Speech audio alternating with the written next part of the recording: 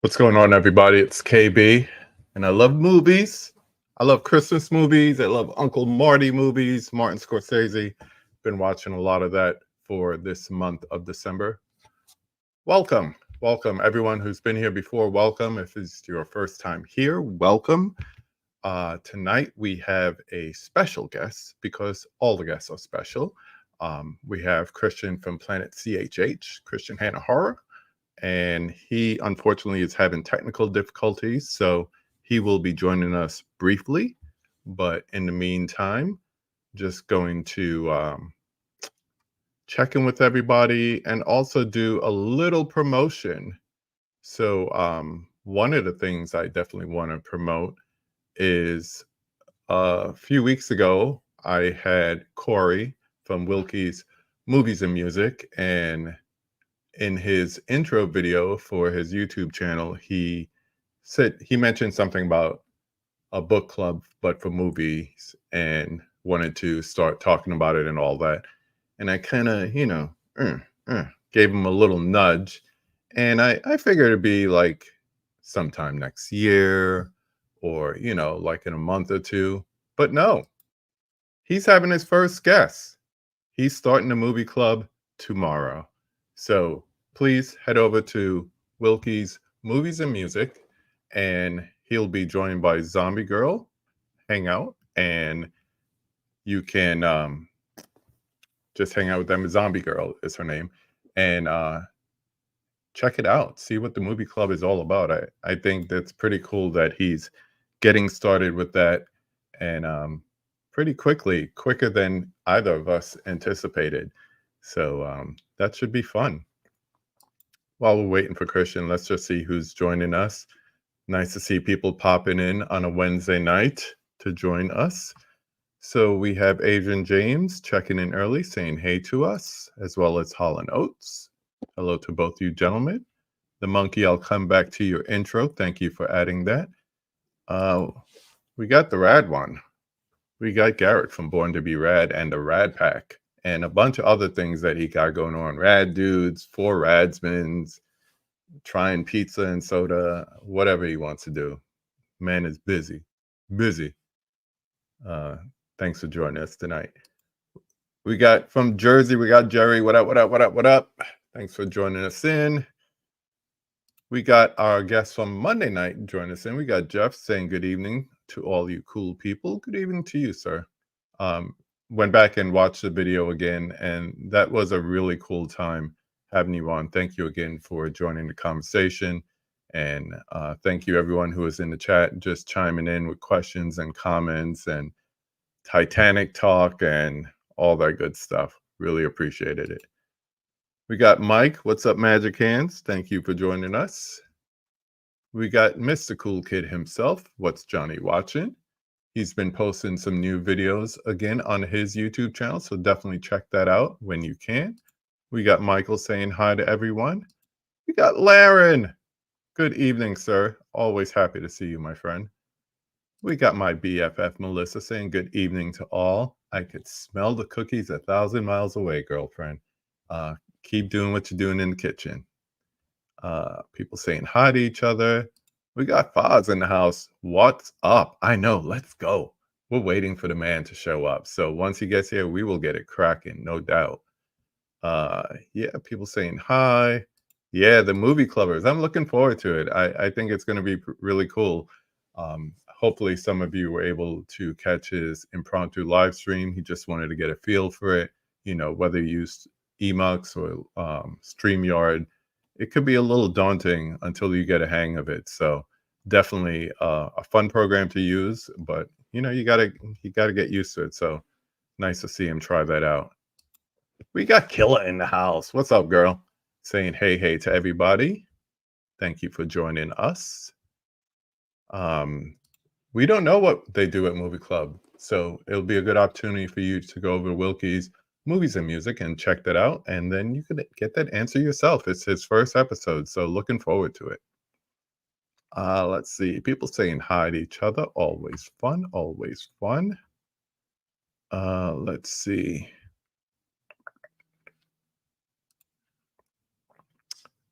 We got the dude in the house. Reminding everyone to don't forget to roundhouse kick that like button. Thank you as always, my man. Um, Looking forward to seeing what he has coming up in the new year because Cody, he's always up to something good. So looking forward to that. Let's see. Oh yeah, man. No doubt. You know how we do. Gotta be there for each other. You know what I mean? Let's see. No updates from Christian yet, so we're just hanging out and waiting. We got Mr. Tony in the house saying good evening. Good evening to you, sir. Always a pleasure to see you and have you join us. Everyone's still saying hi to each other. Yes, we will overcome technical difficulties. The horror movies are so great. I'll say it like Bill and Ted. Garrett, first rule of movie club, don't talk about movie club. Yeah, I was in a club like that before. Can't tell you about it. John, my man, thank you for joining us. We need to chat. Definitely need to have you on in the new year, probably close to award season would be nice. Not only to talk about the movies of this year and the impact on the industry, but just to vibe with you, brother. I think that'll be really, really fun. So let's make that happen. Hit me up on Instagram. Definitely make that happen. Let's see. Actually, the first rule of Movie Club is to tell all your friends. Agree to disagree here. If you have any questions for Christian tonight, feel free to add it to the chat. We got Mama Blu-ray on the check-in. Good to see you as always, Bonnie. Yeah. I'm gonna see if I could check in with Christian and see if he's doing okay. Let me shoot him a quick message here. If you have any questions for me in the meanwhile, please chime in with that as well. I purposely typed real loud so everybody could hear that. Nothing like live TV, right? Yeah, everybody's saying hi. I didn't miss anybody, right? Let's see. Yeah, good question. We're getting there. Talking about getting there. Yes, Tony. I'm continuously adding to the room. So something I said to you almost a year ago, we're finally getting there. We're finally getting there. I'm going to be on Mega Mike, the Movie Man's channel. I want to say sometime at the end of the month where we're going to do our movie goals wrap up for the year. And one of my goals was to set up this room that I have that is movie library and DJ equipment setup and super big TV watching space and movie poster area and place to have work, which is currently off, thank you, and personal computer space. So, I want to look like the cool kids. So I got the lights and all that going on. So, yes, if you join us on that Mega Mike stream from Movie Goal Wrap Up, you will be able to see what I've done with this place. But in the meantime, I'm going to go back to the beginning with the monkey. Ladies and gents, sit for a Christmas treat that is not high energy but mild. Love of the Freddy Dream Child, a Jason Voorhees fan for life, the one with 19,000 subscribers, Planet CHH. We got my man Christian on the check-in, joining us here. You good, man? I'm good enough. Sorry about that, man. No It's always problem. No it's problem. yeah, We know how technology can be. pain in my ass, man. I'm glad to be here, though. I'm glad to be here. Bane of our existence is the way I put it. Yes, it always happens when I least need it to. So That's the way it works. But as someone who's been watching you for a while, I want to say welcome to the channel. Welcome to the conversation. Um, thank you. I'm running out of my long time coming guests, but you are definitely one of them. I'll talk about that in a minute. I'm gonna hop right into it because not that we're behind or anything, but I just want to get it cracking. You know what I mean? Sure. So I normally start off with a non-movie question. I actually have a few for you. Time happens, and you kind of get more and more questions as you go along. So I wanted to start off talking to Christian, and people who pay attention to your channel will probably know what I'm talking about. But, you know, we were talking about what music to put on the IG story, and you said you want me to play some Alice Cooper, which, you know, you mentioned is a hero of yours. I'm down with that. So, what got you into Vincent Damon Fournier? You know, I'm trying to remember, to be honest with you. I think what it was is when I got into growing up, like when I was early teens and stuff, Rob Zombie was like early 2000s, he took over the world. Hmm. I don't think people that are a generation ahead of me realize how popular Rob Zombie was at a certain period of time, well before music. I mean, well before his movies, but Yeah. that's what I would listen to, and I never would listen to I would never would listen to much Alice Cooper besides just hearing his super hits on the radio every now and again. Hmm. And it was around 2012 or 13. I remember I got a shirt from Hot Topic or something, and it was a Rob Zombie and Alice Cooper Gruesome Twosome Tour shirt. Nice. And I don't know what happened, but I was like, I want to listen to some Alice. I think I saw a music video for Poison or something. Oh, Hmm. did I freeze for a second? You did.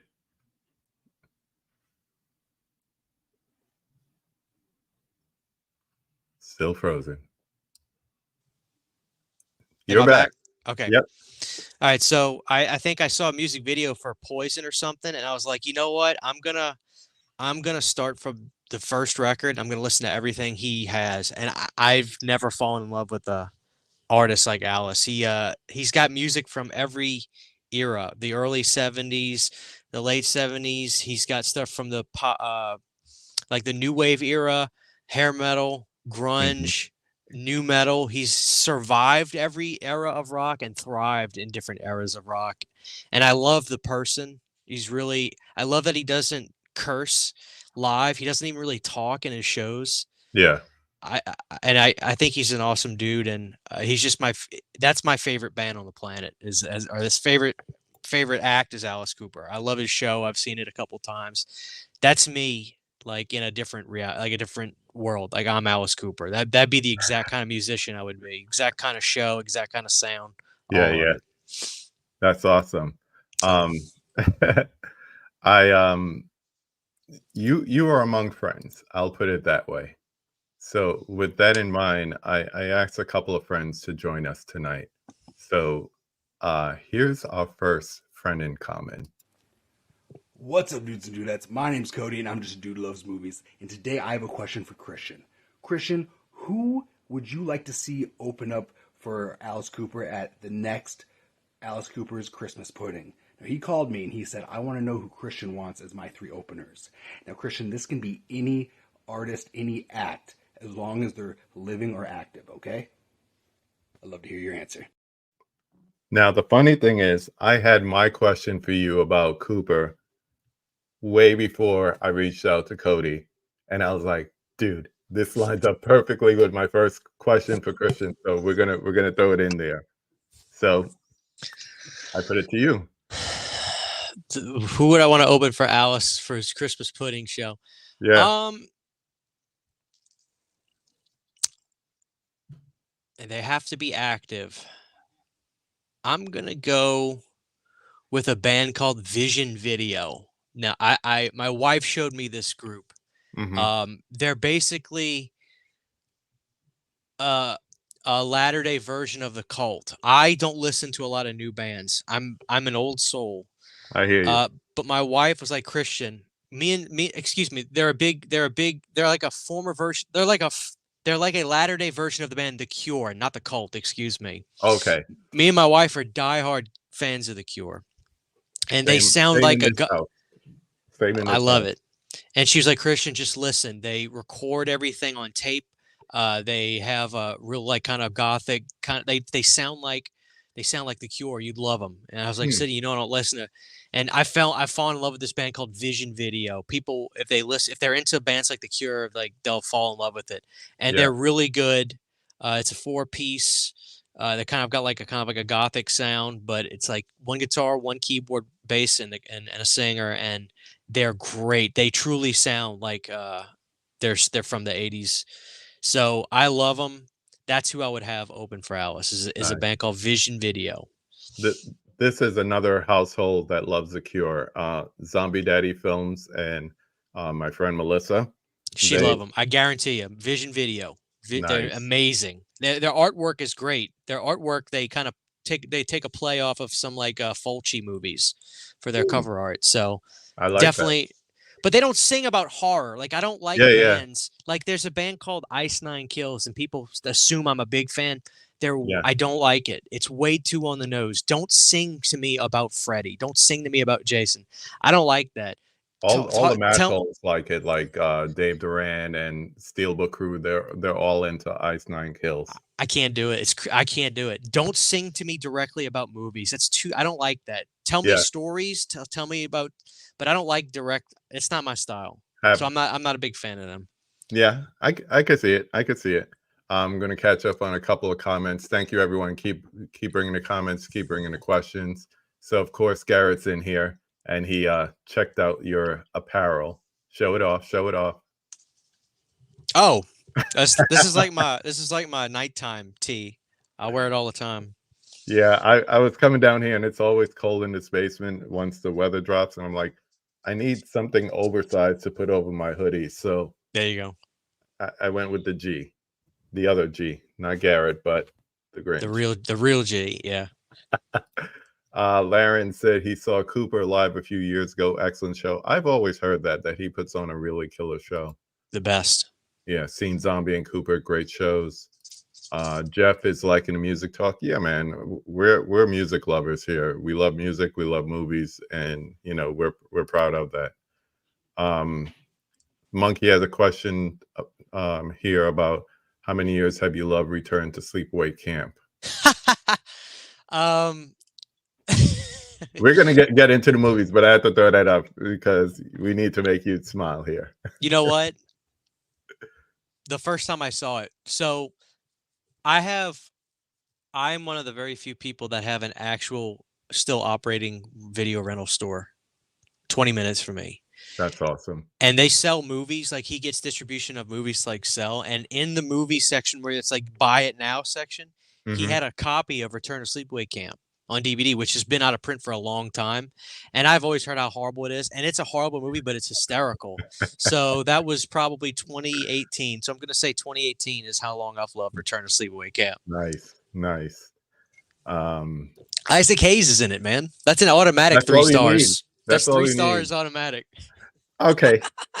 Here's my second question. Great transition. Talking R&B greatness here. We asked about Alice. Now we're going to switch over to another genre here. Explain to our audience the greatness of Luther Vandross, especially in the jam Never Too Much, being a bass player yourself. Explain to them Luther and then Never Too Much, how great that is. Never Too Much is like one of the most that's probably one of the best written songs I've ever heard in my entire life. And I believe that was his debut album. The first album he did outside of Change, because he was a singer with Change. That's right. Yeah. So my mom mentioned him one time years ago, and it's funny. I'm a weird guy. Like I'll be driving somewhere, and all of a sudden I'll think about something very insignificant that happened years ago. And I was like, Luther Vandross. Okay, let me look him up. And so this was 5 or 6 years ago. And when I find an artist that like I want to get into, I will start at their first record, and I will work my way through their discography. Okay, yeah. And I forgot he's a lot of his stuff I love. It was either it was an 89 record or a 91 record. The names of them slip me. I'm sorry, you got me on the spot on that, but it's all good. Never Too Much. I need people to look up. It was either, I think it was 2004 at the Albert Royal Hall. He performs that. It's on YouTube. It's like a pro shot, it was for a DVD or something. Yeah. His voice. He is one of the only people I've seen like sing live with Whitney Houston and make Whitney realize who's in charge, and that's Luther. Yep. Luther's voice is unstoppable. Probably one of the most. He's no longer with us, unfortunately. One of the best voices I've ever heard in my life. Yeah. The reason I brought up that song because, like, I used to be a DJ. I still have DJ equipment, and the software that I use now allows you to isolate different things. So you could isolate bass line, percussions, drums, whatever, vocals, or just play instrumentals. Right. And I of course loaded up that song and just listened to the bass line on that song. Oh my god. Boom, boom, boom, boom, boom. That, Mm, boom, boom, that. yeah, Oh man. you already know. Oh, the king. It's so beautiful. It's so beautiful. People in the chat talking about Ice Nine Kills. Opinions I'm back probably and gonna piss forth. people off with Nice You Nine know what? Kills. The one thing I've always liked about you, and this is real talk, you've never been afraid of that. You state your opinion because it's yours. Nobody else has to share your opinion. You just state it and you ride with it. And I appreciate that. There I you go. appreciate that. Not enough people do that these days. There you go. Power of Love, 91 album. That was it. That one. Thank I you, listen. Johnny. I listen to that one probably once a month, Yeah. top to bottom. We got Caveman in the house. What's up, guy? Yeah. Yeah. That's Eddie and Valerie Bertinelli's kid, Wolfie. Yeah. He's pretty good. I mean, look who his daddy is, but yeah. Also, what's his name's kid who played with Foo Fighters after his dad died? Taylor Hawkins' Yeah. kid. I forget the kid's I'm name. trying to remember the kid's name, but I can't. But yeah, Taylor Hawkins' kid.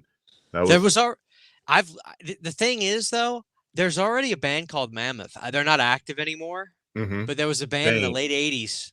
Thank They you, were on. Lounge. Shane Hawkins. Yeah, there was a band from the late '80s that have a song on a Nightmare on Elm Street 5 soundtrack. They're called Mhm. Mammoth, and they had a big hit or a modest hit. It was called "Can't Take the Hurt," and they're on this soundtrack, and they're called Mammoth. So, that's interesting. I guess that band, none of them care about the use of the name Oh, they anymore. didn't have license for it. You know, I, people used to sell anything for a contract back in the days, so you never yeah. know.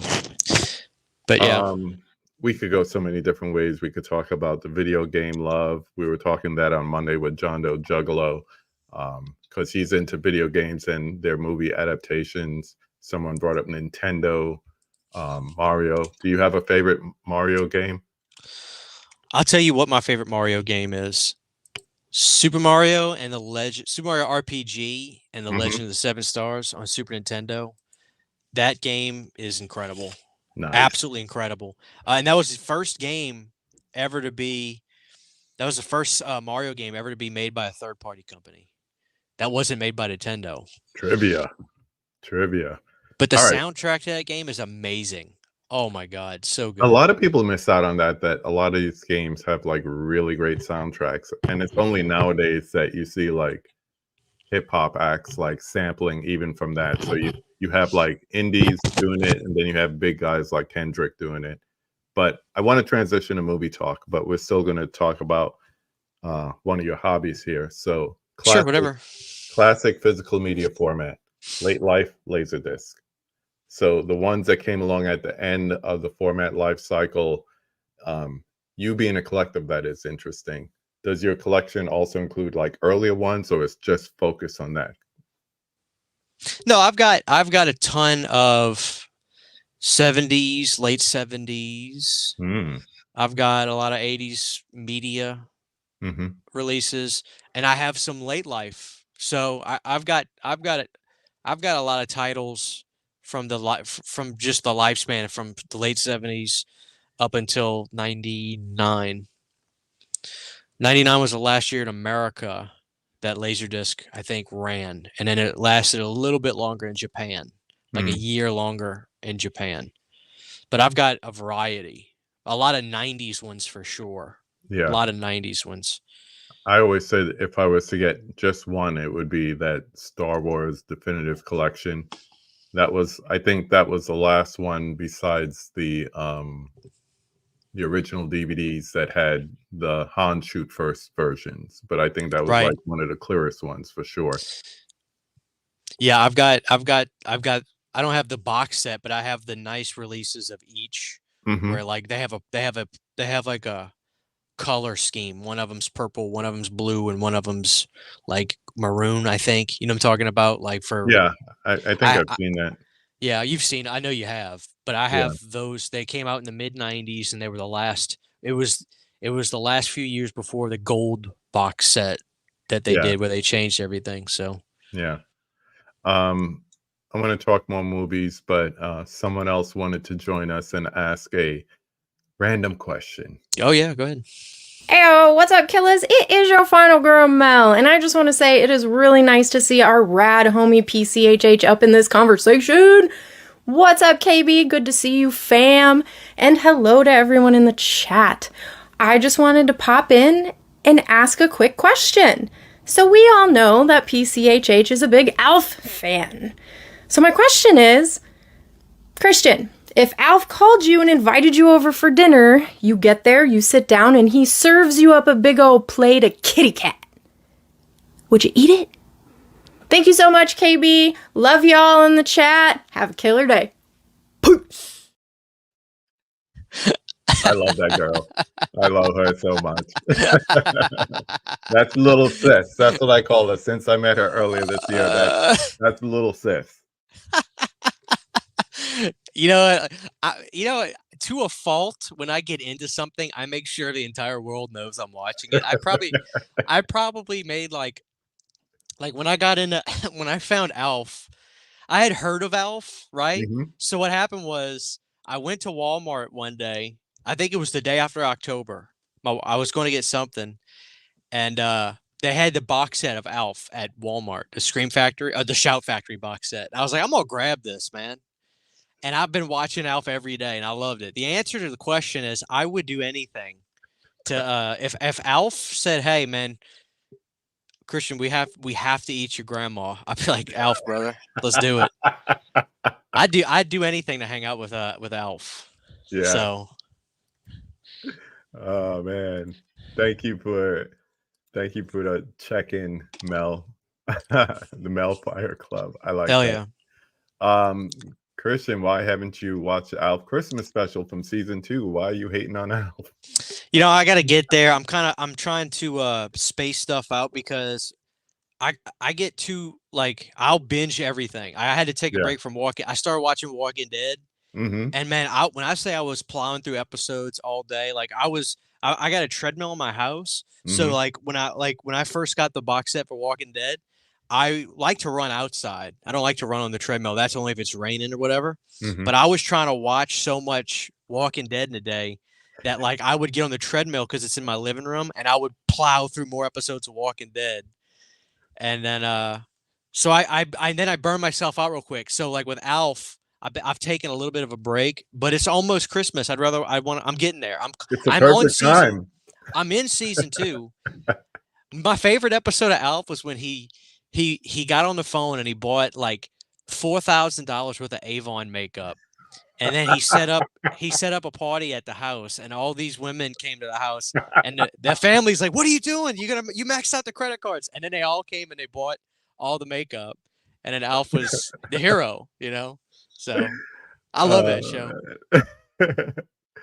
All right, let's transition to the CHH, which it's been about a year since the Planet CHH thing started. We'll talk about that, but I always mention, like, I watched when I was getting into the Blue Tuber community, as some people call it. I just realized today that my sub for you was on my old account before I started this one and the KB Loves Movie channel and all that. So I'm like, why am I getting notifications? But when I went searching for videos to research for this, I'm like, it shows me as being not subscribed. So I'm like, why am I not subscribed? And then I realized my old account is subscribed. But with all that out the way, I'm now subscribed in both places. You've been on YouTube for over a decade now. I know that sounds crazy, right? But Yeah. compare the start with where things are today for you and just as a community. Oh, like the differences between back then, just putting a video on the internet felt like the coolest thing ever. Mm-hmm. You know what I mean? Like it was, you never thought about meeting anybody. You just thought, holy crap, like I made a video and it's on the internet. You know, so it was like the Wild West back then.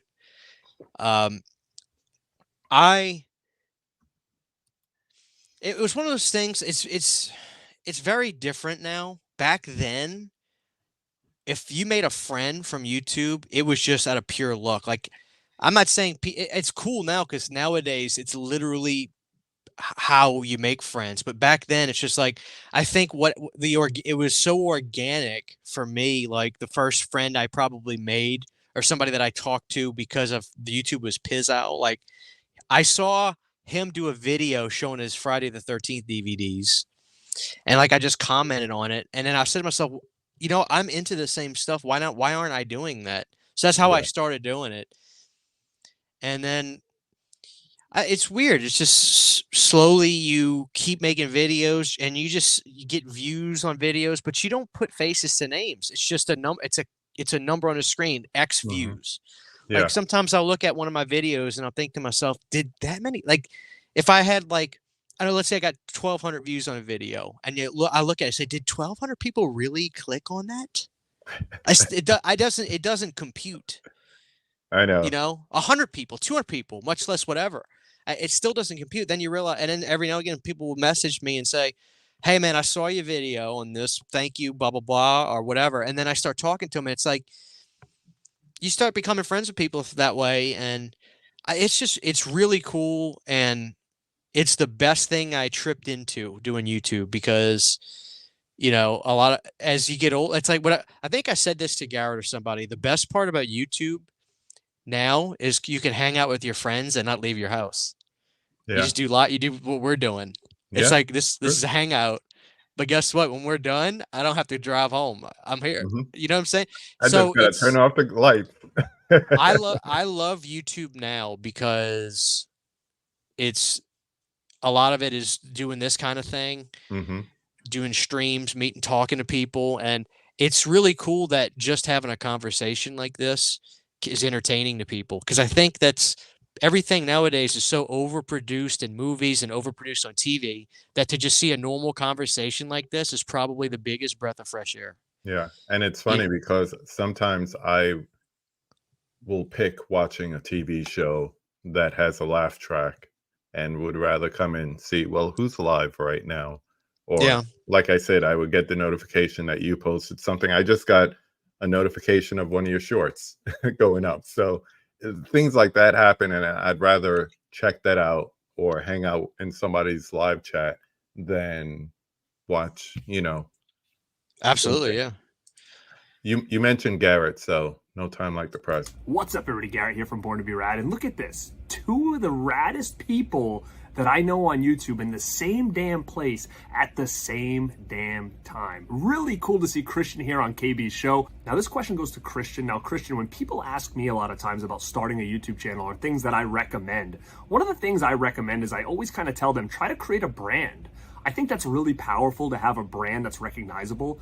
Now, going back a year or so, maybe a couple of years at this point, you made a huge, huge decision. A lot of courage went into this decision because you already had a pretty loyal fan base to decide to rebrand your channel.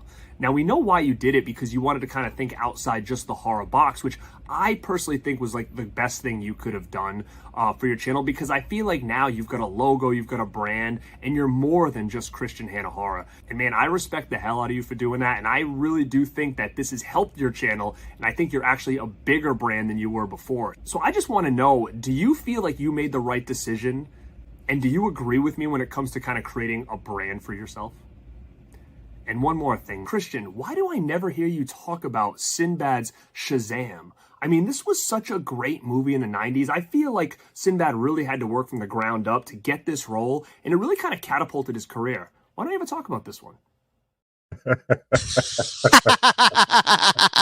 If you know, you know. Oh, man. Well, it's funny on a few levels because we got this joke. I started this thing to where, like, I think I started it with mid-level media Ken. I'll take a random ass movie. I'll say, Ken, dude, why do you hate 1996's The Craft? Nev Campbell worked from the ground up in that movie, and like, and it's this running thing. So now he talks about a fake movie. Yeah, I love it. I love it. At least he didn't put up the one with Shaq that says Shazam. Yeah, um.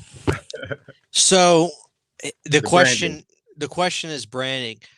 I kind of so I'll give my spiel on it. I kind of walked into it on accident because let me put it to you like this. Let me just tell the story. So when I started YouTube, I didn't start as a horror channel. I really didn't. As a matter of fact, go to my channel and go back to like the first year or so. I think out of the first 10 videos, maybe one was horror. Like I talked about like laser discs and not horror, just laser disc, my collection of this, that, and the third, and just movie pickups at the time. And so what happened was like I kind of started focusing on horror because I think that was just kind of doing well for me.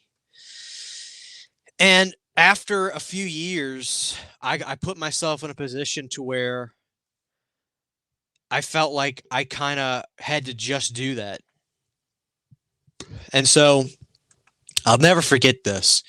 In 2017 or 18, I I was kind of wanting to branch out a little bit just to be able to feel like I could talk about other stuff. Hmm. And what happened was I made this video and I said, "Hey guys, I kind of want to start." And I had, by that point my channel name was Christian Hannah Horror. That was my channel name. Before I think it was just Christian Hannah. So there's your answer. And I'll explain the channel name now because still people think it doesn't make any sense, and other people, to me, it's like, how could it not be more obvious? But I'll explain it. Everything in the world of Christian Hannah horror. That too, but this is what really throws me, that people don't remember this. So anyway, I made this video in 2017, 2018. I said, "Hey guys, would you guys? I kind of want to drop the horror off of my channel name. Let me just be Christian Hannah, and I'll kind of talk about all the because I love horror. It's not like I don't, for God's sakes. But you know, every now and again, I might want to talk about Alf. You know what I'm saying? Or Luther So Vandross. a Luther Vandross. So guess what? I looked at the comment section on that video the next day, and people were saying, "I'm not really interested in that. Like, if you upload horror, I'll watch that. But you know what? I'm not really interested in hearing you talk about." That's fine. That's honesty. So I got cold feet about it, and I didn't do anything. Fast forward 2021, I am burnt out. I am going through the motions. I'm still watching new releases, reviewing new releases, blah blah blah. But I literally want to stop. I mean, I want to just not delete my channel, I guess, but just literally stop, walk away, and not do anything, Right. because I was so in the motions of doing the horror every day. And I think I brought this up to my wife. I was like, Sydney, what should I do? Like I asked my audience before, blah blah blah, and she says this respectfully, so I don't want people, but I think she said something like, why would you ask them?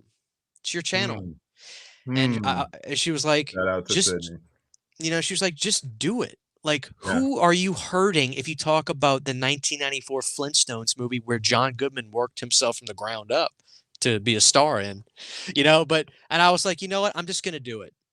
And so I was like, well, Sydney, what do I do? Do I drop the horror off the channel? What do I do? And I was like, at that point, I had met Garrett, and I admired that he did brand himself so much. I didn't say out loud to myself, okay, I need to brand myself because Garrett did. But I think subconsciously, I just kind of knew, if I am going to change myself up, let's step up. Let's step it up.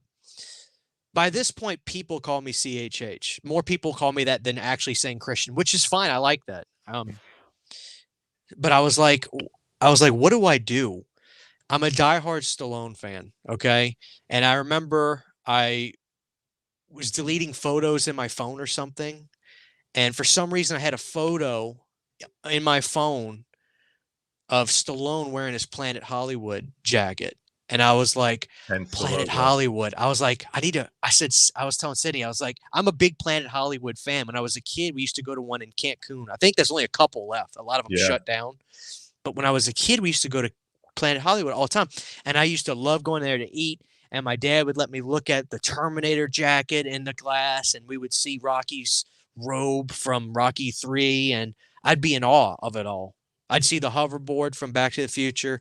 I'd see Michael Myers. I'll never forget when I was a kid. I didn't realize at the time, but there was like a knife, a Michael Myers knife, and it says from the movie Halloween, the original, but it was a picture of like the Michael from Part 6. Didn't match up. They don't know what the hell they're looking at on that Yeah, thing or yeah. anything. But anyway, so I was like, that's it. I need to figure out what I'm going to do with that. And I was like, people call me CHH. I don't want that to stop. Planet CHH. And I said it to myself, and I thought it sounded stupid at first. Sometimes I Nah. still do. Nah. But I was like, I think that's it. So then I made a logo of Planet Earth, and I took Planet from Planet Hollywood and CHH. And people, I'm shocked at the amount of people that don't remember Planet Hollywood. The And maybe further it's you because get away from it, that's what happens. to me, it's so blatant that I ripped off Planet. I mean, to me, it's an homage. I wouldn't call it a ripoff. Yeah, like yeah. I'm not like it's that's what it is. And I love my logo now. I love it. I completely walked into it on accident because I looked at a picture of Stallone wearing a Planet Hollywood jacket. That's so And cool. so that's how it became. And then I convinced myself it made sense. It's like, well, I'm talking about more of what's in my world, not just our world, just planet, same thing. It's like I convinced myself. I convinced myself it made sense enough. And I guess not. If people think it's stupid, they don't tell me. But you know, it's stuck. People seem to dig it, I guess, and I do think it's made me on another level in terms of it. I have an image, I have a logo, and I think I'm proud of it. You know, I completely walked into it, but I am very proud of it, and that is going to be me on YouTube till the end, whenever that is. So I like that. it all happened. But if I wouldn't have made that decision, I would not be here. I would have stopped. I would have completely stopped because I had no joy talking about. And here's the thing, and I'll finish off by saying this. It's not that I have to talk about non-horror stuff all the time, but I know I've got the option to. Yeah. That's half the battle right there. That's half the battle, is knowing, okay, I'm going to talk about Bloodsport today, and I can do that because I don't have to fear what is my audience going to think. No. Don't. So, and it all worked out, and it turns out now a lot of my audience is like, dude, do you think we just watch horror films? Are you nuts? You know? So we're it's all like over the place. it all worked out. It all worked out. We got Camp Flashback joining us, saying what's up to us. And I flashed it up before, but we got Tiana in the house. What's up, lady? Getting back. I have a few more questions before we hop into the 5 takes here. So tell us about Unita as a podcast, a label, as a mother effing crew. Tell us about Unita. Yes. Excuse me. That is a horror podcast that I started with my pal Nick. We started that. I've known Nick for many, many, many years. And I think he had gotten back into YouTube on more of a full-time basis. And we were talking again, and I kept reading. It started out as simple as this. I kept reading that long-form content is something YouTube likes for its algorithms and stuff. And I started reading articles about that and seeing people talk about that. I was like, well, that'd be something great to start to create long-form content for the channel. So that was an idea I brought to him. And I was like, hey, let's do let's do a podcast. Yeah. And I didn't think it would keep going, quite frankly, just because, you know, nothing lasts forever, but it has. Now I've changes have been made because of my scheduling and how busy I've gotten. But yeah, we still do it. It's once a month. The show's now on his channel, not mine. But we were going hard for a long time, like an episode a week for 2 years. Which doesn't sound too bad, but when you're both running a channel, full-time jobs and stuff, and then you're recording 2 hours of podcasting, sometimes 2 episodes a week. It was I almost don't even understand how I did that. Yeah. It was so busy. But no, we still cover. We just did an episode the other day covering Godzilla and Nice. Christmas horror films and stuff. So So when did it you was. branch out? What do you mean to?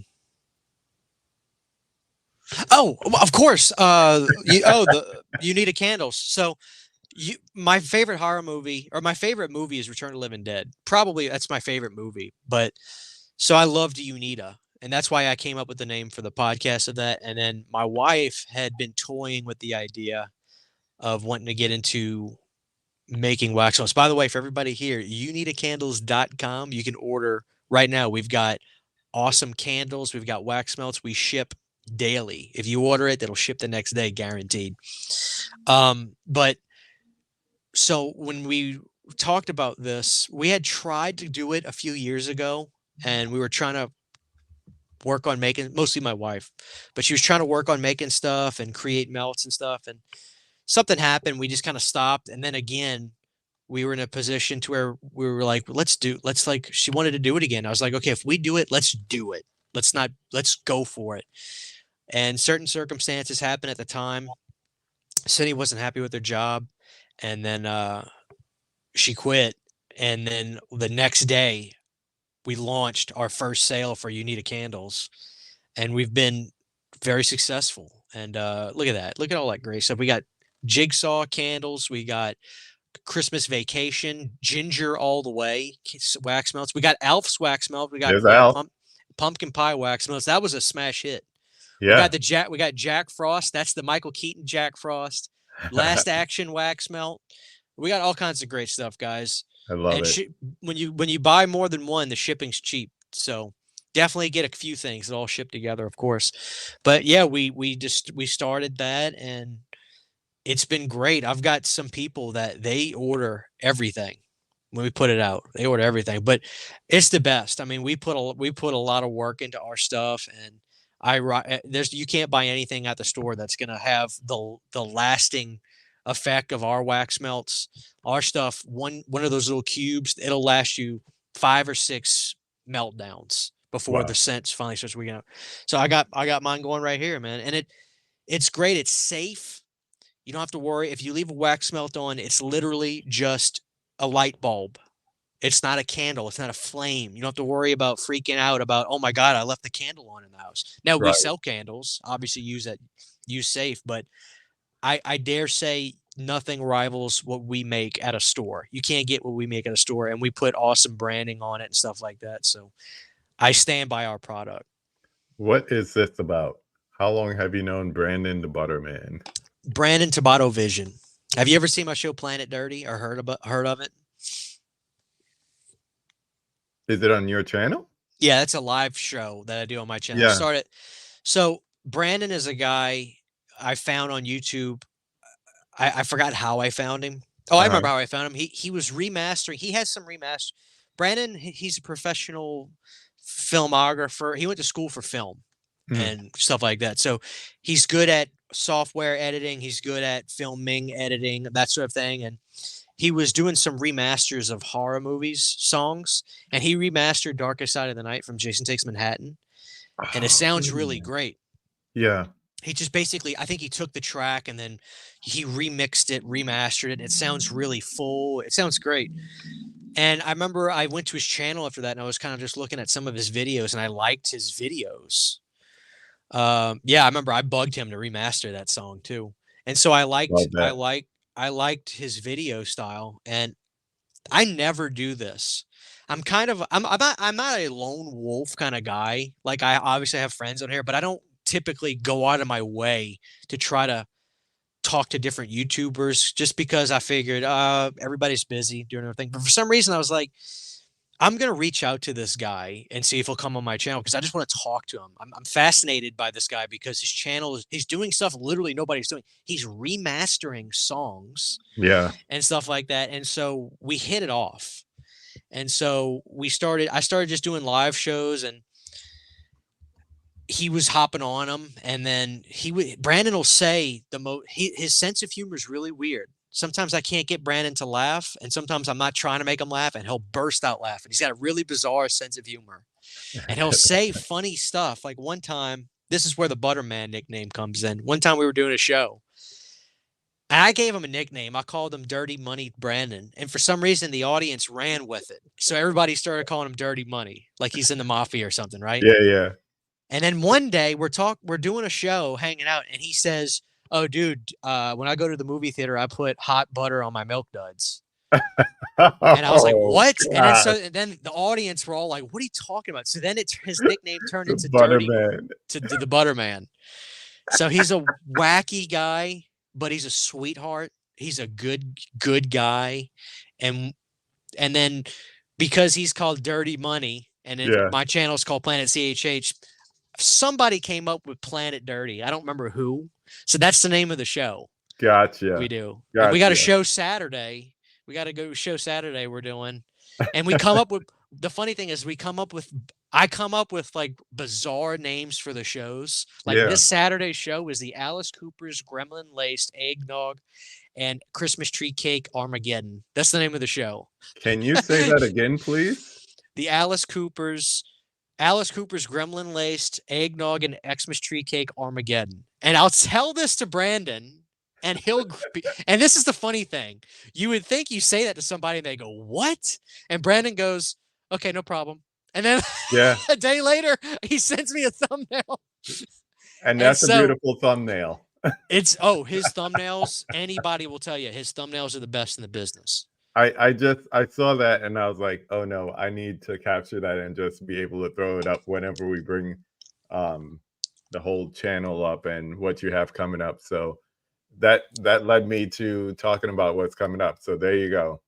And here's the funny thing. I'll just bring this up now. He's down for anything. And the funny thing is, if you watch that show, there's a chance we don't talk about anything Gremlins related, or like we'll talk about fast food and we'll talk about our favorite frozen TV dinners. Like the show is, it's like Howard Stern. You don't know what we're going to talk about. But I hit him up yesterday. I said, "Brandon, I've got an idea for a January show." He's like, "What?" I said, "Let's do the Morton Downey Jr. show." Oh my God. and then the people that remember that show. Let's do a Morton Downey Jr. like bacon, egg, and cheese show. And like, and then it was either Cody, because Cody, dude who loves movies, hops on him a lot. I said, "Dude, you know what February is going to be?" I said, "It's going to be the Phil Donahue formal." And I said, "You got to wear a suit and tie, and we're going to be talking about Phil Donahue's show." But you need footage of somebody running up and down a bunch of steps, like going from question to question. Like every time somebody would have a question, just have a clip of Phil Donahue running up and down the steps. I love it. So yeah, I'm gonna do it because my dad watched Morton Downey Jr. all the time, and he would always say, "Christian, it was the craziest talk show you've ever seen." Morton Downey Jr. will bring somebody on stage, get in an argument with them, and like within 30 seconds, cuss them out and kick them off the show. Kick them off the show. Yeah. This was before Jerry Springer and all that stuff, but yeah. I'm a big fan. Exactly. I love Morton Downey Jr. Yeah. Crazy dude. We have some questions in the chat, and Cheers, then I thank have you. one more. I saw some questions as we were going along. So Laren, who just subscribed to you, thank you. Have you seen The Monster Dog with Alice Cooper? This is going back to the beginning here. Also, thoughts on Prince of Darkness? I have seen Monster Dog, directed by the great Claudio Fragasso, director of Troll 2, the best worst movie ever. I love Alice Cooper in Monster Dog. He actually did a song or two, and those songs were never put on records. So what I had to one do, of them played in the credits? It's played in the credits. Yeah, they're good songs. I'm lying. They did come out on a record, but not an actual LP. It was in 1999. He put out a box set, a CD, 4 CD box set called "The Life and Crimes of Alice Cooper," and it's a big prison cell. And I've always wanted it. Funnily enough, my mom was like, Christian, what do you want for Christmas? And I said, Mom, if you can find That, this box set, I'd love that, because yeah. not only is that on there, but the demo for Man Behind the Mask, which is a better version of the song, quite frankly, is on there. And she was like, okay. And she found it at a cheap price. And she goes, okay, I forgot it for you for Christmas. So those songs from Monster Dog are on it. So yes, I like Monster Dog. That's probably my favorite Claudio Fragasso movie. And Alice is good in the movie. He's good in the film. What about Prince of Darkness? I talk about Prince of Darkness. If you go to my channel right now, I did some shorts on Prince of Darkness. Prince of Darkness to me is easily top 5 of John's movies. I love Prince of Darkness. I love the music. I love Alice in the film. I think he's great. I think that's a great horror film, top to Yeah. bottom. Yeah. I think it's easily top 5, and I don't think it takes a backseat to John's other movies, because quite frankly, the only movies you hear, obviously everybody's big fans of. It's Halloween, weird The Thing. because I'll see people talk about, I'm a big John Carpenter guy, and I was like, well, what do you think of Memoirs of an Invisible Man? Oh, I haven't seen that. What do you think about vampires? I hadn't seen vampires. Or Well, in go Mouth watch them. Madness. There's Yeah. John Carpenter. Like, these are all good movies. Like his movies, you know. I tell people, I said, go see Vampires. It's got James Woods in it. It's a fun movie. It's a good film. Yep. Oh, I hadn't seen it. You know, so yeah. But I love Prince. Prince Darkness is one of my all-time favorite movies. So yeah, and obviously Alice. If you listen, when Alice is introduced in the film, you have to listen closely. But Prince of Darkness, the song from Raise Your Fist and Yell, is played in the movie. It's very faint, but it's in there. The We gotta song go is back in and there. check that out. Yeah, it's in there. The monkey So- says, can you pull out your Jason Voorhees? That's not code for anything. And your best Walking Dead collectible. Well, I can't pull it out because it's very big, but let me turn my camera around. That is him, Big Daddy. Can you see him? Yeah, by the Freddy corner. Yeah. And my best Walking Dead collectible is probably it's up there, but I got it's the season 3. It's like a fish tank with the zombie heads in it. And they got the floating zombie heads. I got that a while back. And then I got the box set for the show on Blu-ray. Nice. I'm a new Walking Dead fan. I didn't purposely avoid the show, but I felt like as time went on and I didn't check the show out, I was just so far behind that it seemed daunting. But now that Yeah. it's over and they put out that box set, you know, I am enjoying the show. I'm just finished season 3 like 2 days ago, but people keep telling me, Christian, it's about it's about to go downhill. It goes downhill fast. Yeah. What's up, Steve? Thanks you for joining us. I know it's like 10 minutes later. I'm just getting to some of these comments, but the sentiment is the same. We got the chef in house. What's up, Jim? What's up, KB? How about Danny Cutlets? Tommy Cutlets. Yes. Talking about the New York Giants. Yeah. His agent looks like his hitman. No joke. That's all I got to say about that. Let's see. Cigarette burns with Norman Reedus. Yeah. For sure. Yeah. Masters of Ara. Let's see what else. I just got those too. Masters of Horror on Blu-ray. Nice. Talking about that, that's my second to last question. This and then one more. So it's been a really good year for new horror releases, whether it's catalog stuff or just new movies that came out this year. Do you have any favorites or anything that stands out to you from this year?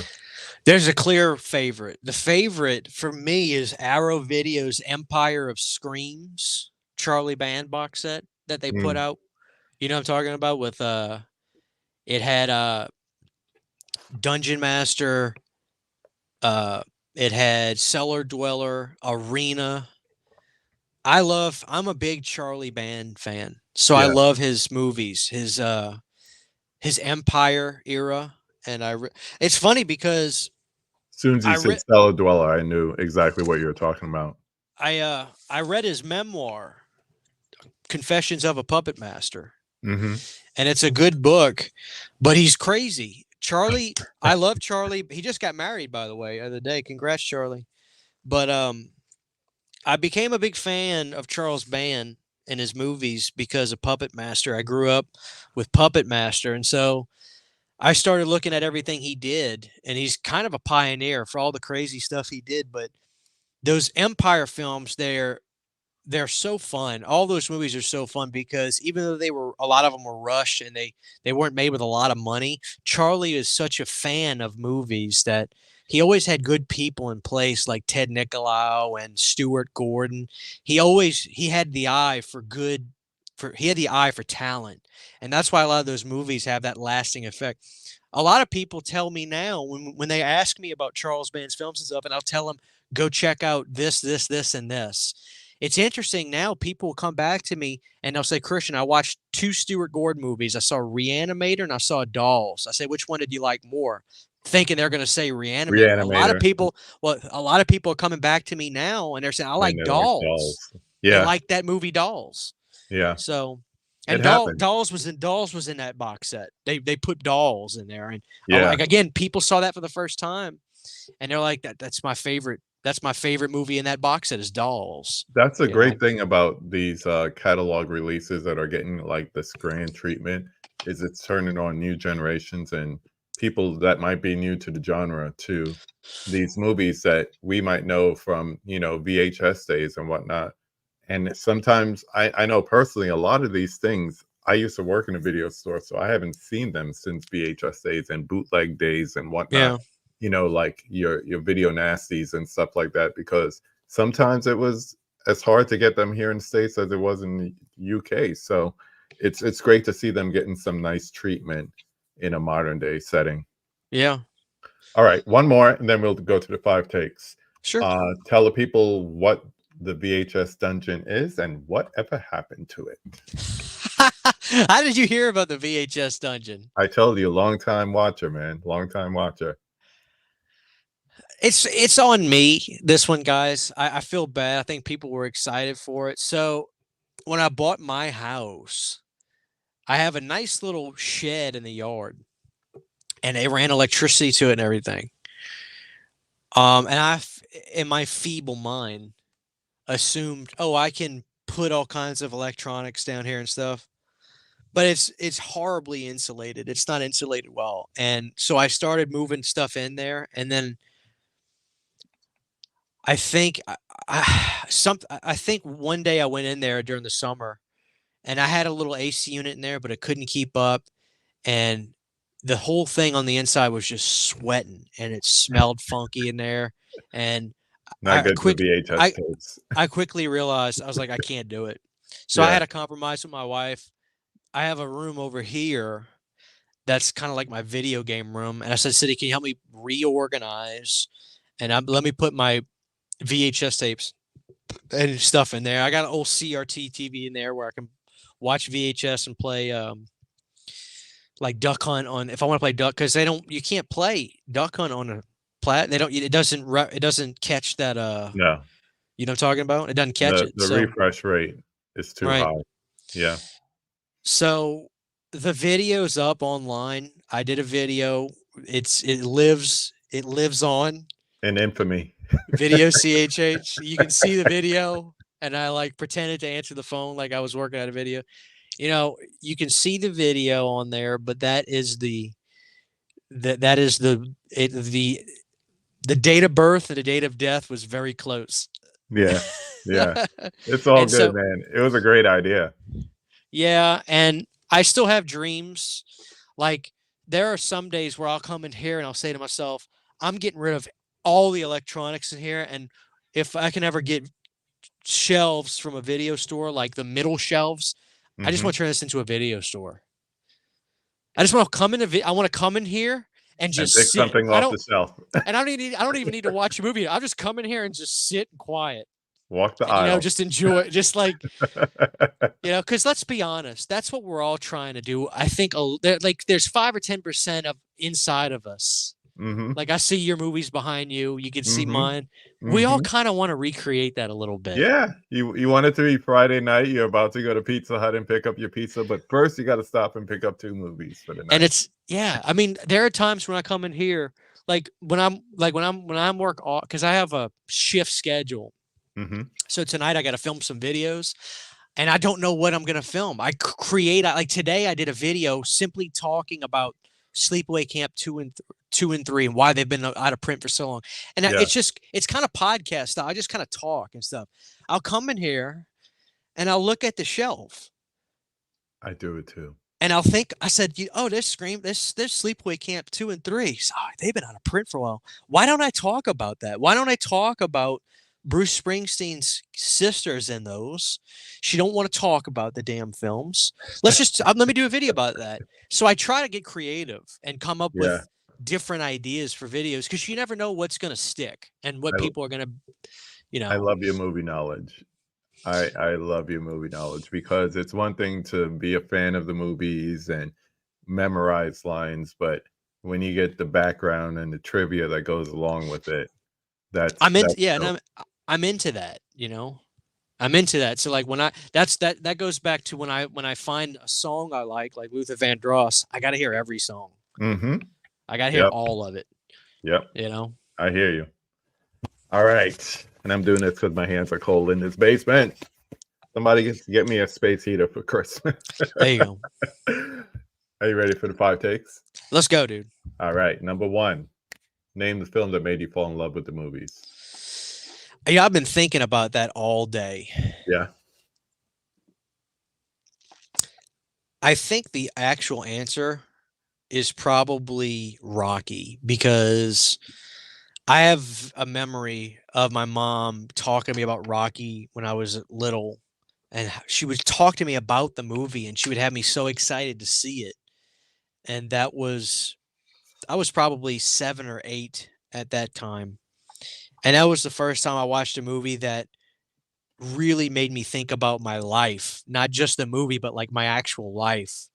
And I was a kid doing that, so Rocky motivated me, inspired me, and became a big part of my identity. And as a kid, I actually looked like Stallone because as weird as it sounds, like he has a facial deformity, like he has lost nerves in one side of his mouth. And this is another reason I'm a big fan. I connect with him a little bit. I was a breech birth kid, so I came out foot first, that's not good, because I could.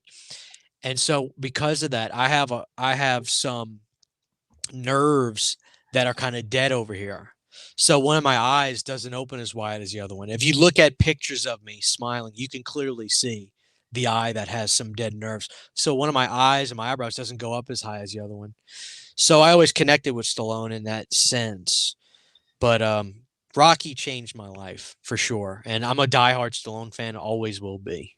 Love it. So that's probably my answer. I like that. Or it is my answer. All right. So number 2, name 5 of your favorite films. That's easy. Number 1, Return of the Living Dead. I love Return of the Living Dead. Number 2, you ready for this? Last Action Hero. Arnold Schwarzenegger. I just saw they're gonna reprint the steelbooks that kind of went out of print really, really fast. They're gonna reprint it again. Last Action Hero is probably one of the most incredible movies I've ever seen. I've never seen a movie like it before or since. I think Arnold is hysterical in the movie. I think the soundtrack is incredible. A soundtrack goes a long way with me, as you can see. We had Return of the Living Dead already with a great soundtrack with Carpenter. Yeah. So same with Last Action Hero. You got AC/DC, you got Alice in Chains, you got Megadeth, you got 2 Alice in Chains songs on the record. My third favorite movie, sticking with action again, is Bloodsport. I'm a diehard Van Damme guy as well, and Bloodsport to me is one of the most impressive movies I've ever seen with real martial artists, and real kickboxers and real warriors. And when people ask me sometimes like who's the best villain in a movie, this, that, I always go to Balo Young. I think he's one of the most intimidating villains you could ever see in a film. I mean, truly, I mean, look at him in Bloodsport. Look at him in obviously Enter the Dragon. Yep. He is, and there are certain people you look at him and they're icons. To me, Bolo Young is and still is an icon. Mm-hmm. Greatest villain ever. But people ask me, oh, why do you love Bloodsport so much? I'll tell you why. It's a great movie. It's a great movie, but what's so good about Van Damme, and me and my dad argue about this all the time. He's a Seagal guy. I'm a Van Damme guy. I was like, I tell my dad, I said, Dad, what's so great about Van Damme is he was able to let himself be vulnerable as a hero in his movies. Seagal couldn't do that, or he refused to do that.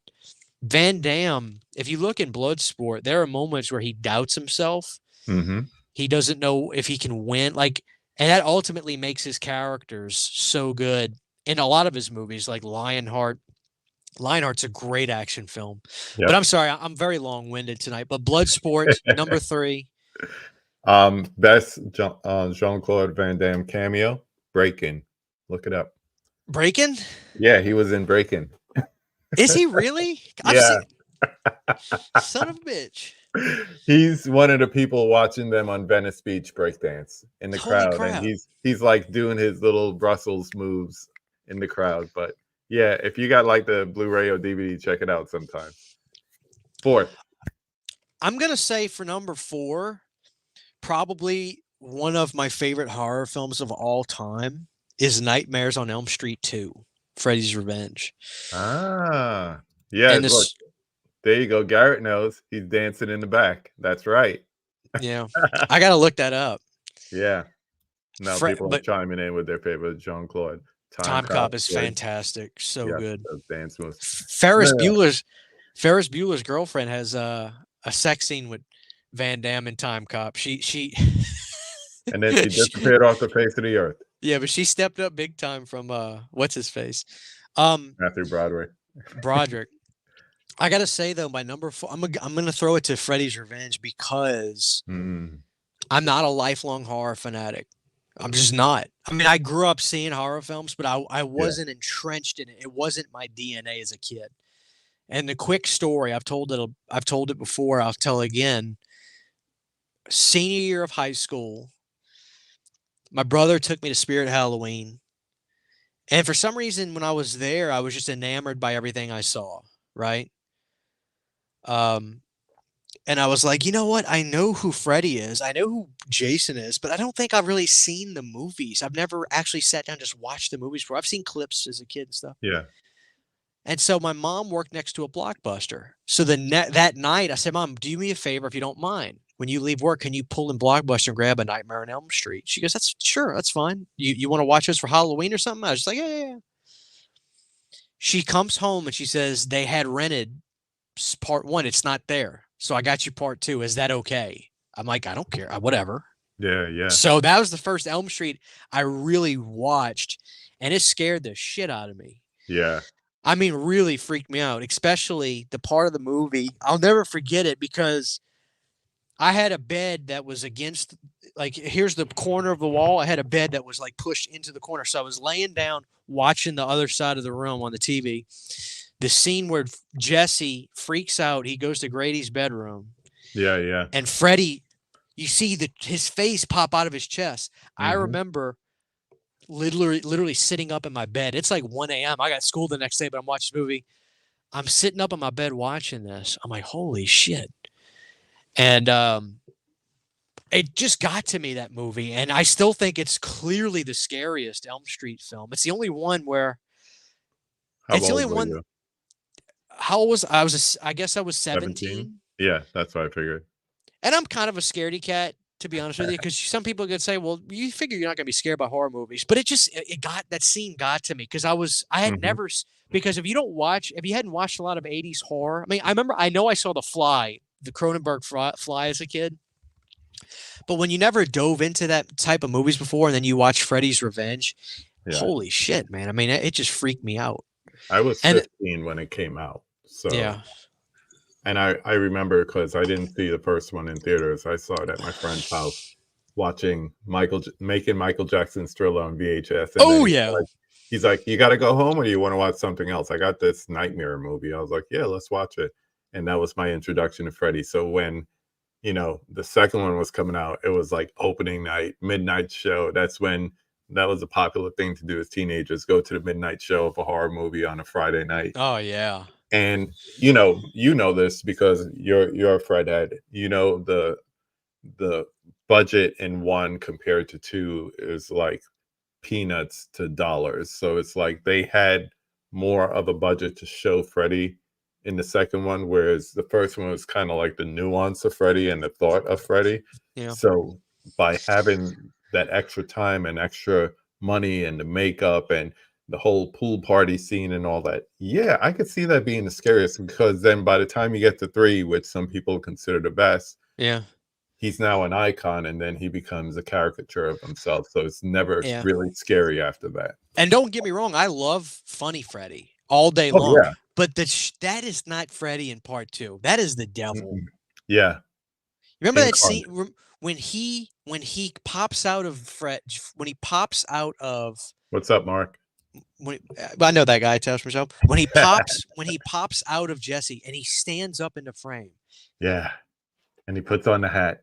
And he just has this look in his eyes. It's not that series never got that scary ever again. It's true. But that's clearly one of my favorite movies of all time. And the last one, I've been thinking about this. I think this is one of I'm saying like my number 5. I think this is one of the best movies ever made. I think it's his best film.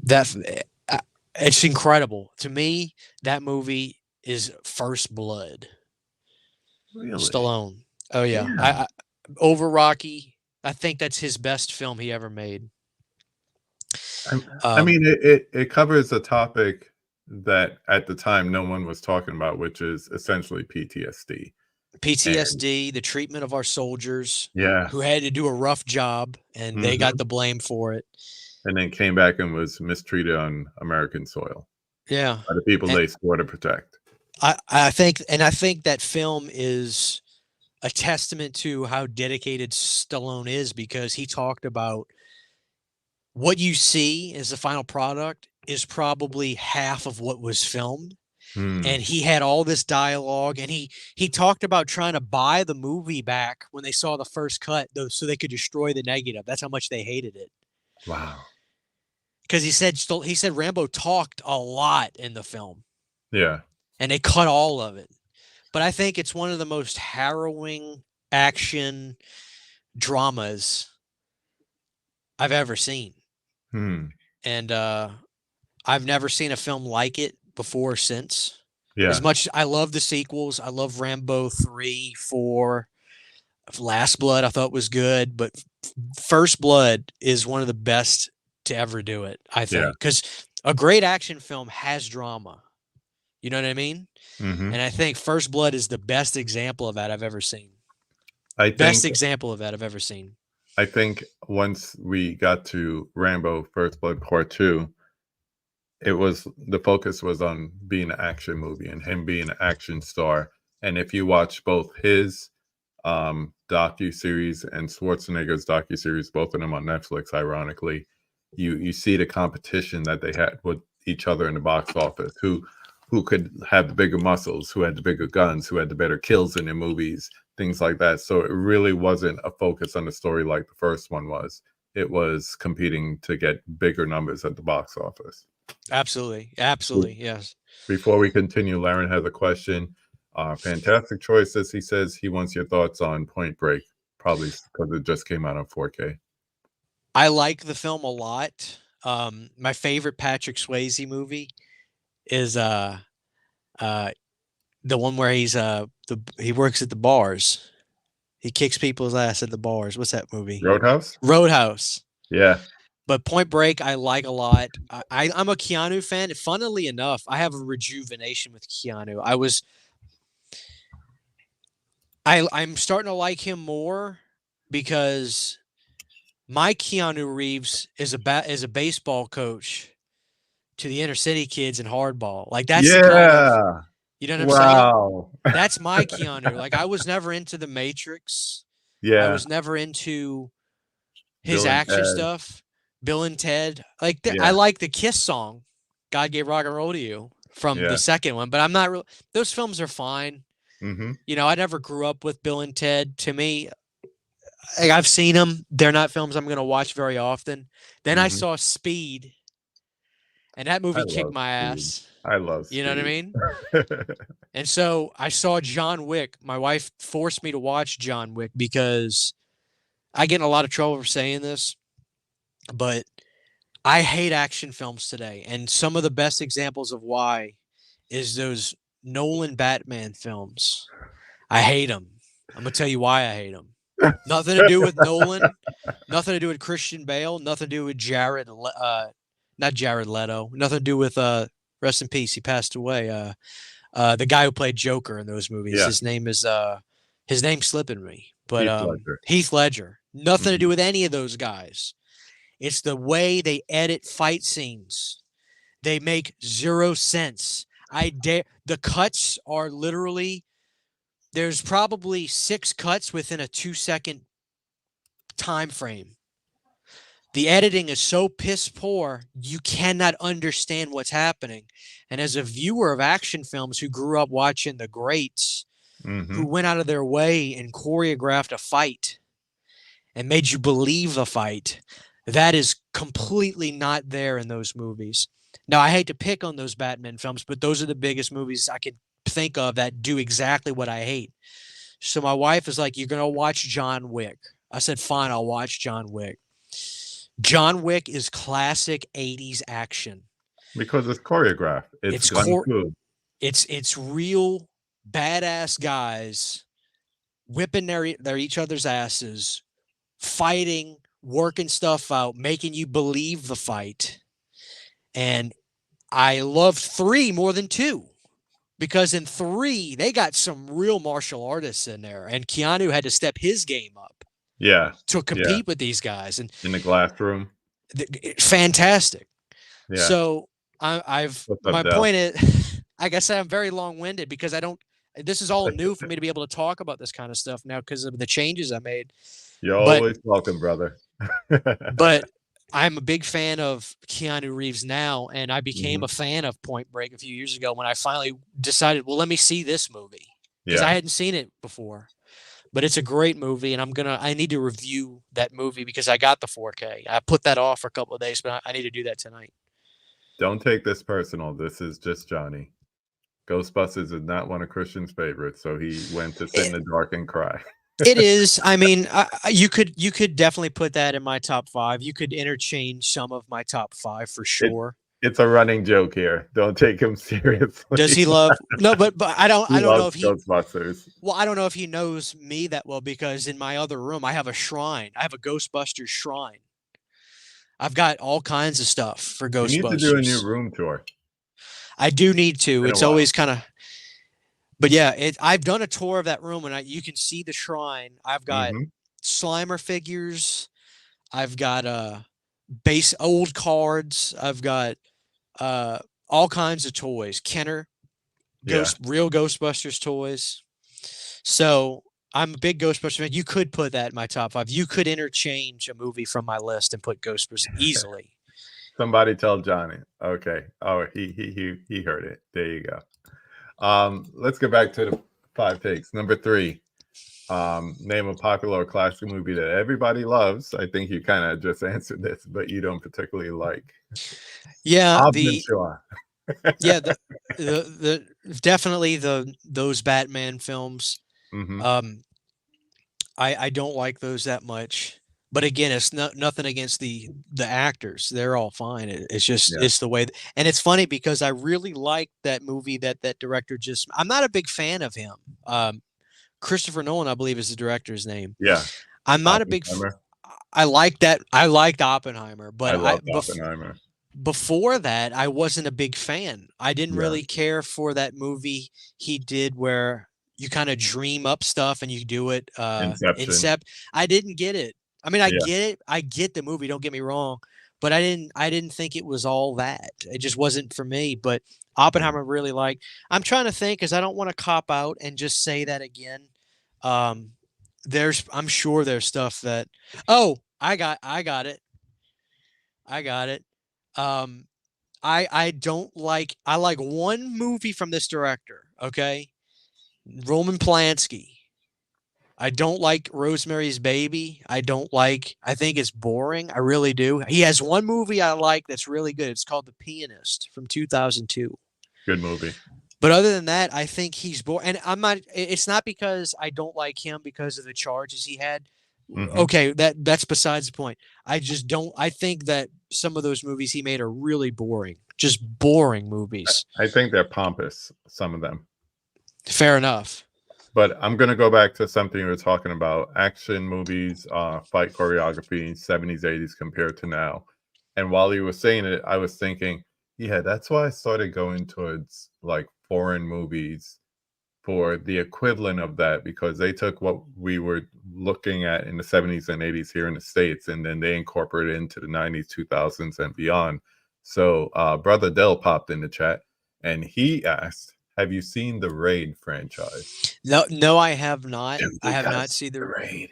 I have not. I've Mm. heard about it. Uh, Somebody might have mentioned it to me on a comment on a video I made about action films. I mhm. have not seen that. I have As an not, action unfortunately. movie fan, you will I'd love appreciate it. it because they are definitely a fan of like the fight choreography from the 70s and 80s, the Bruce Lee stuff, the action movies of the 80s, but then they incorporated their style of fighting, their modern day styles of fighting. And the cuts aren't that much because they're more concerned with long takes and making it look realistic compared to cut, cut, cut, cut, cut. So you'll enjoy that. Check it out and let me know. Uh, Definitely. It sounds let, great. let's flip that question and go to number 4. So name a critically hated movie. As a horror movie fan, there's plenty of them that you love that people don't expect. Critically hated that I love. Man, that's tough. It's hard because again, I was thinking about these earlier, Mm-hmm.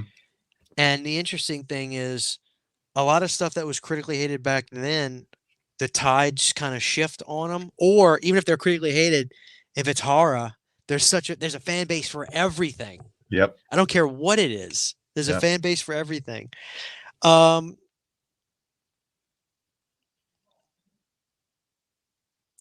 gonna go back to John Carpenter. This movie has horrible reviews, and again, a lot of people haven't seen it, but I'm gonna go back to Memoirs of an Invisible Man with Chevy Chase. Yeah.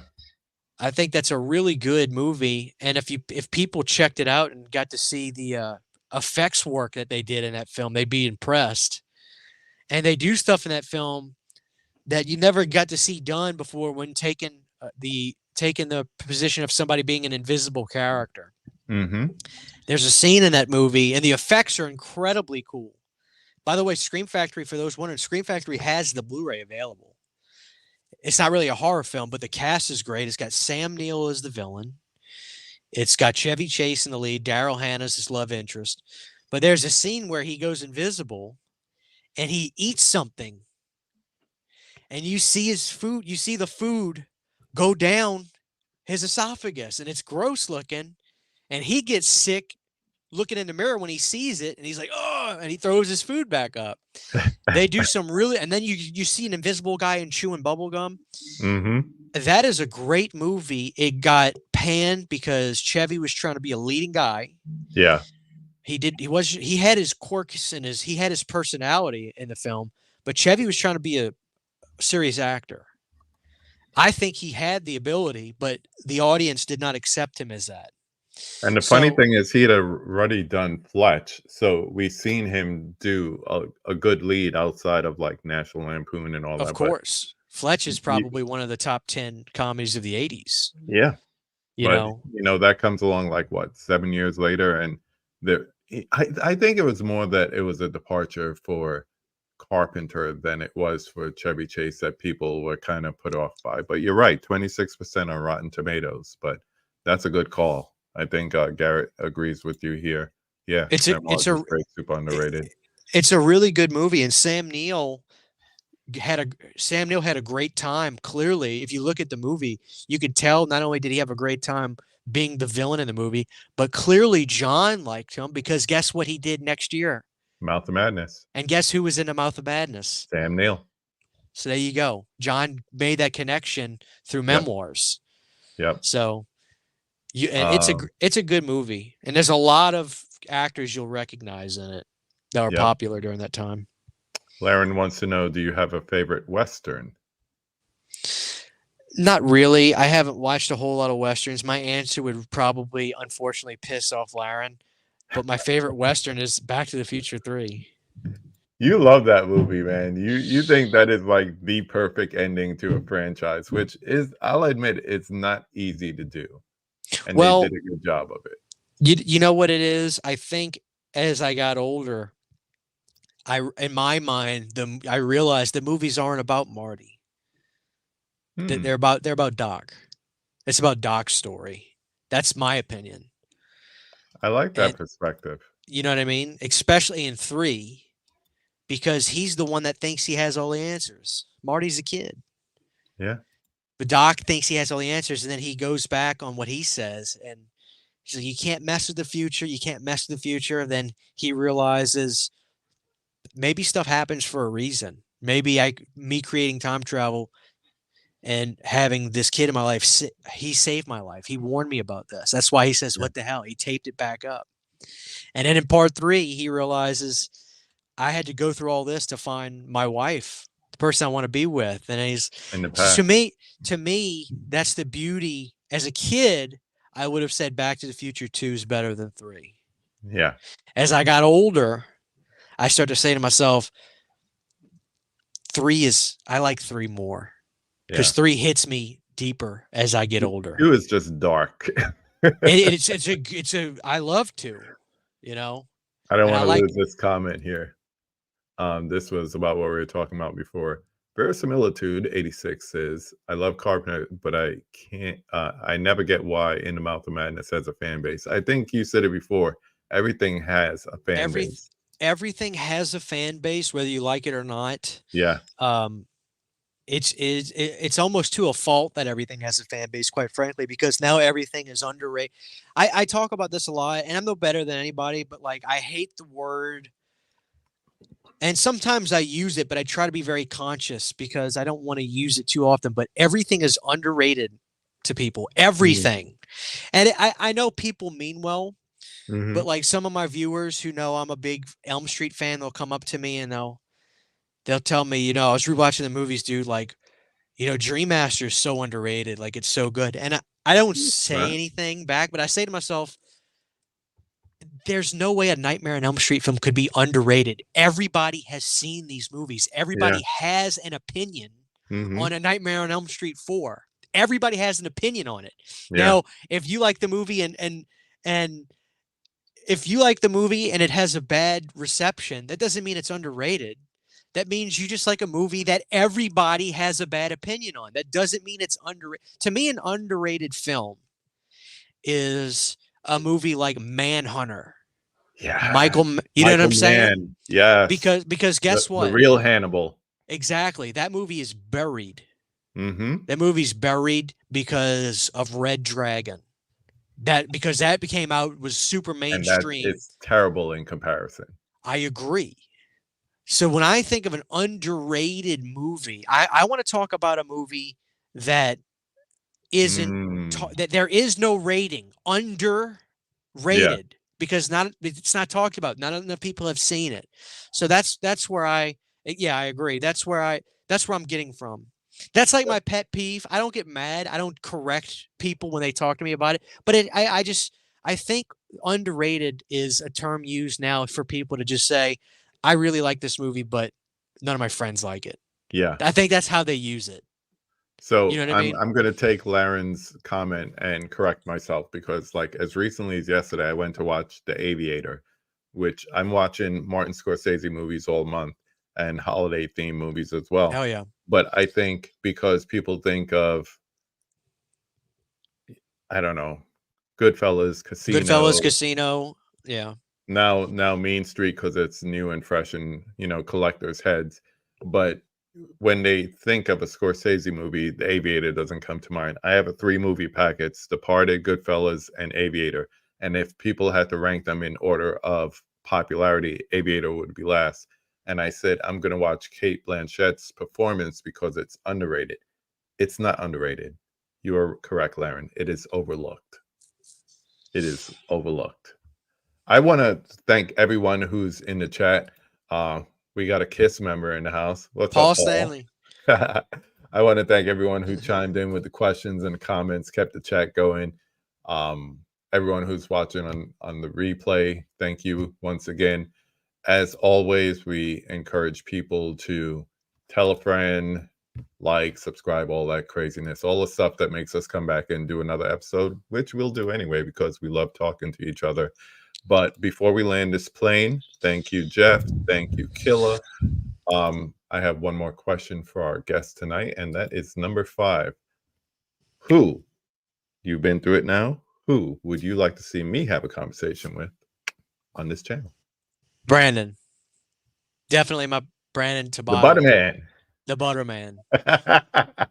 The Butterman. I'm gonna write it down like that too. Brandon the Butterman. And I'll definitely be there.